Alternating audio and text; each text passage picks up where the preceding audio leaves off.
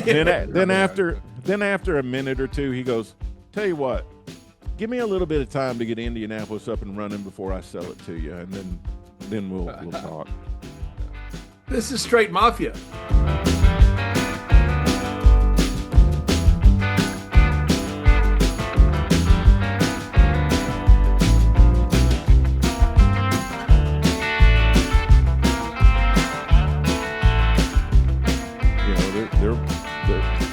So this is kind of what happens is Doyle is like on top of the world. And actually the 1952 NWA convention, you know where it's held?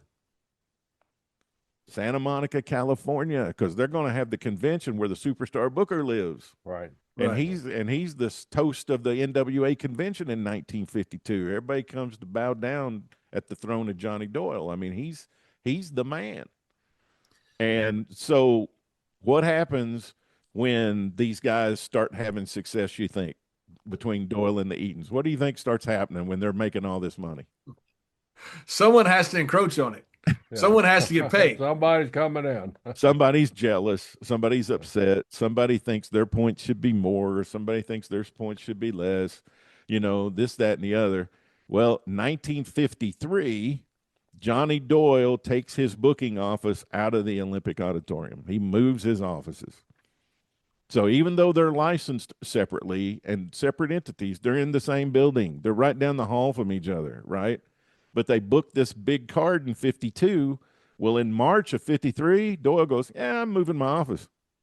Well, why do you think? You just got tired of driving to the Olympic every day, or he just got tired of the carpeting, or what's the deal? Because in the newspaper, he goes, "This has nothing to do with any difference of opinion I might have with the Eatons. I just decided to have a new location. All the wrestlers live on the west side of town. It would be a lot easier and more convenient for them to come to my office if I move out." So he's putting a stake in the ground against the Eatons. Yeah. Yeah. And what was his plan? I don't know. But from that point on, business starts going down. Eaton's wife files for divorce. They've been married 22 years. She's like, "Johnny's gone for more than a week at a time. I don't know where he's at. He won't tell me anything. Every time I ask him, he tells me it's none of my business." Yeah. And she claims that, you know, the housekeeper says, "Yeah, there's all kinds of girls calling here that I never heard of before." And I don't know who they are or whatever. And so what's interesting is in the divorce, his wife wants to have custody of their 8-year-old son. And the 8-year-old son's name, John Michael Doyle. Well, 40% of the booking office is in the name of John Michael Doyle, the 8-year-old kid. So that all comes out, you know, that somehow or another, you know, some of the percentage of the booking office is double dipped by Johnny because he's got his kid as one of the major stockholders. There's an incident in 53 where there's an actress named Catherine Monroe, and Johnny beats her up because he's trying to come on to her or whatever, and she doesn't want him to, and he ends up, you know, socking her and knocking her out, and that costs him $2,500. So, wow. Yeah. So less than 2 years after he's the most celebrated and most talented, powerful booker in the National Wrestling Alliance, this is the guy that booked the Thez Leone program. This is the guy that drew the biggest gate of the 1950s, is now decided and announced he will be selling all his ownership to Cal Eaton and leaving Los Angeles. And he's going to go work for Toots Mondt, and he's going to book Madison Square Garden in New York City. Now, was Toots with Vince Sr. at the time? No, Vince Sr. still in Washington, and Toots is still the promoter in New York. And so Johnny's going to go work for him. And Johnny did not have a lot of success in the Garden, right? No, nobody did. Which is how Vince Sr. eventually got in. But yeah, they didn't have good business at the time. And Johnny didn't turn it around. Where did Barnett and Doyle meet up? Where's their connection? They met at the 1952 NWA convention in Santa Monica, as a matter of fact, because Barnett was building his power base, and Johnny Doyle's the most powerful booker. And probably the second most powerful booker in the NWA is Mr. Barnett, because he's booking all these guys on the Dumont Network, and he's booking all these guys in Chicago. So these guys instead of repelling, jealousy, and I don't have anything to do with that guy because, he's my rival, they actually get together and have a good relationship. And Doyle gets outside of Los Angeles. He doesn't have very good success at Madison Square Garden. He, it's something I tell people all the time. You can't read the label from inside the bottle. Like once he gets outside Los Angeles, he looks back at Los Angeles. He goes, I probably made a mistake there, and I want to go back. I want to What go. was the issue of the Garden? Was it the Pfeffer's expose or what? What was I think that was trouble? part. I think that was part of it. I think it was just business was down, there, which is weird because in the 1950s, everywhere What else was talent? up. What talent did they have? I don't know, Jerry. I'm not sure. I That's can't the answer. problem. You can't name any of them. Yeah, that might be right too. That might be right too. Hey, let me ask you a quick question because while I think about it, Hans Schmidt and Vern Gagne you said were the second biggest draw in the 50s. Who was first? Thez. Thez, and who was Thez's biggest rival that he drew with? This probably had something to do with it here, Baron Michel Leone, but I can't remember right now, John. But Yeah. I do remember Vern Gagne and Hans Schmidt because I just read that book on Vern Gagne, and it was in there about them being the second drawings program in the 50s. Yeah.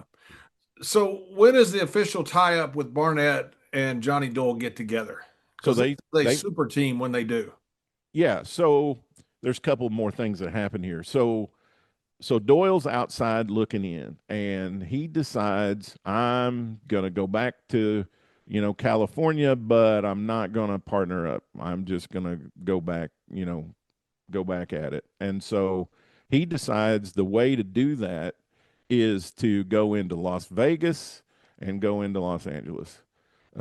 So he gets television contracts, and he gets a television contract in Las Vegas, and he gets a television contract with a station in Los Angeles. And he's going to start having shows there. But because he's kind of out now of the business, he doesn't have any talent. So he's got to go get his talent. So he goes to Mr. Barnett and he goes, Jimsy, I need, I need guys for Los Angeles, and I need guys. So I'm going to start out in Vegas. And once I get Vegas going, then I'm going to go to Los Angeles. And so he schedules a show for, I believe, September of 55. Well, then the NWA 1955 convention happens, and this is a really important convention. The first thing is because the DOJ investigation, and they're being investigated for being a monopoly. Sam Mushnick, who files that suit though? Let's enlighten us on that. the Department of Justice. Okay. Yeah, the government. They've got but the who alerted them that it's a monopoly? yeah. So we get we'll get there, right? So Sam Mushnick opens up the 1955 convention by saying, "We got this situation with the Department of Justice, so I want to open it up for all our membership. I want to know if you want to continue with the NWA or do you want to dissolve it." And he takes a vote, and they vote unanimously 38-0 to keep going. Of course they do. So they got their hand in the company till. I think I put this in my notes, and I want to mention it here, is in 1948, there were 6 guys, and they basically got together to have a world title in Iowa, Nebraska, Missouri, and now they've grown from 6 guys to 38 guys. And not just 38 guys in the United States, Canada, and Mexico. I mean, this thing has exponentially grown in 7 years. And so there's a 38-0 vote to keep going. Fred Kohler gets up. He's the chairman of, let me run down the important chairman of this meeting here. So Sam Avey is there. Sam Avey is Tulsa, Oklahoma, and he's the chairman of the World Junior Championship Committee. And Ed Francis is the World Junior Champion at this time, and they introduce Ed Francis to everybody. They gave him the title in the 54 meeting. Joe Malkowitz, who is the promoter in Booker in San Francisco, is the chairman of the World Heavyweight Championship Committee. Lou Thez, who's just won his 4th world title, is there, and he introduces him. And Sam Mushnick interrupts and says, I just want to know why, after Lou is introduced and Malkowitz is introduced as the chairman of the championship committee, Sam Mushnick goes, I am flooded every day with complaints about Lou, and none of you will say anything to him. Like, why will you not talk about in this meeting when we're all together? Why won't you talk about the problems you're having with him? Because you won't stop talking about it to me, and I'm wore out with it. And I'll do one of two things. I'll either continue being your president and booking the world champion, but I'm not going to do both anymore. And I'm going to need 15 grand to do one of those things. Wow. Right. So then they move on. Dave Reynolds. Oh, wait. Let's don't move on. What were the complaints about Lou? That sometimes he complained the whole time he was there because the town was too small, or because he was booked too many times in a row, or because he was supposed to get a week off at the end of the month and he never gets it. The things that he would be saying to Sam, he's also saying to everybody else, but none of the promoters want to get with Sam and challenge him on it, right? Those kinds of things. So Dave Reynolds, you ever heard that name? No. Dave Reynolds, he is the booker in Salt Lake City, and he's the chairman of the television committee. And so in 1951, the NWA forms this committee because this big booming thing is happening called television. So they decide they need to have a television committee to monitor to see what's going on. This is going to play in later on. Toots Mott is there, and Toots is the booker in New York City, and he's the chairman of the membership committee. Who else? Salvador Luderoth is there. He's the chairman of the World Light Heavyweight Championship Committee, because the World Light Heavyweight Champion was booked out of Mexico City, right? So Fred Kohler is the chairman of the Grievance Committee. And guess who has the biggest grievance at the convention? Leonard Schwartz. Leonard Schwartz in Chicago, right? Because these guys are at each other, right? So Fred gets up to give his report from the grievance committee, and he says, I just want to announce to everybody that it's been brought up to my attention that Johnny Doyle is coming into Las Vegas and Los Angeles, and starting on October 1st, I will no longer be supplying him with talent. And based on a grievance that's been filed by Cal Eaton in Los Angeles. And as a trade-off, Cal has promised not to run any more shows in Colorado against me and no more shows in New Mexico. And if anybody breaks any of these deals, they will be expelled from the National Wrestling Alliance. So this meeting basically proves the entire DOJ point on a monopoly. Correct. Correct. So Leonard Schwartz gets up, and Leonard Schwartz says, I really kind of want out of Chicago. He says, because, we had a good deal going there for a while, but it's tailed off, and I really kind of want to exit. So, Fred, why don't you let me buy Indianapolis, Indiana, and Rockford, Illinois? And, let me have those two towns, and I'll get out of Chicago. And Kohler just says, noted.